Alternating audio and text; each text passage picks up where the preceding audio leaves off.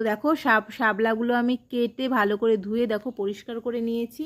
এরকম করে আমি কেটে নিয়েছি টুকরো টুকরো করে। আর এখানে আমি কাঁচা লঙ্কা দিয়ে সর্ষেটাকে বেটে নিয়েছি।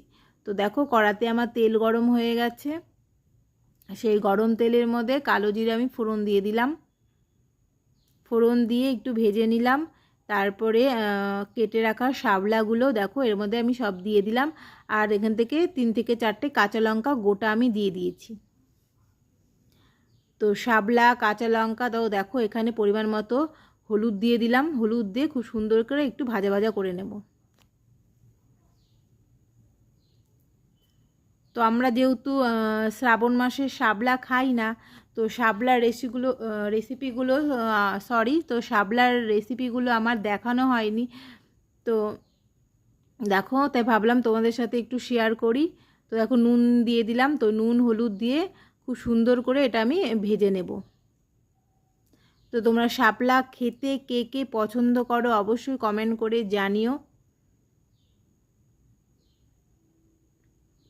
তো ভাবলাম আজকে যেহেতু শাপলা করছি তাই তোমাদের সাথে একটু শেয়ার করছি। তো দেখো শাপলা যেহেতু একটু জল ছেড়েছে, তো ভালো করে আমি সুন্দর করে ভাজা ভাজা করে নেব।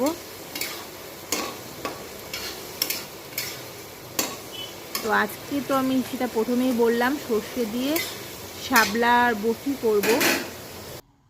তো তোমরা কে কীভাবে করো সেটাও অবশ্যই কমেন্ট করে জানিও। ভালোই লাগে খেতে। বাচ্চারা তো ভালোবাসে না, কিন্তু আবার বড়রা আমরা অনেকেই ভালোবাসি, অনেকেই ভালোবাসি না। আমার আবার মোটামুটি ভালোই লাগে। তো দেখো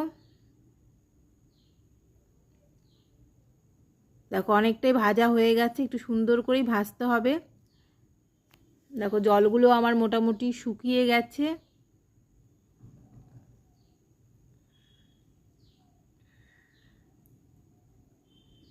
তো দেখো ভাজা যেহেতু হয়ে গেছে, তো এর মধ্যে আমি সর্ষে যেই বেটে রেখেছিলাম সেটা দেখো এর মধ্যে দিয়ে দিলাম। দিয়ে আর একটু নাড়াচাড়া করব। তো দেখো সুন্দর করে আর একটু নাড়াচাড়া করে নিলাম। শাপলা তো বেশি টাইম লাগে না, অল্প সময়ের মধ্যেই হয়েও যায়, চটজলদি রান্না। তো একটু দেখো নাড়াচাড়া করে আমি একটা ঢাকনা দিয়ে দেখো একটা ঢাকনা দিয়ে বেশিক্ষণ না 5 মিনিট 5 থেকে 6 মিনিট আমি একটু ঢেকে রাখবো, যাতে ভাপে ভাপে আর সুন্দর করে হয়ে যাবে রান্নাটা। তো দেখো 5 থেকে 6 মিনিট পর আমি এসে দেখি দেখো অনেকটাই হয়েই গেছে মোটামুটি প্রায় আমার।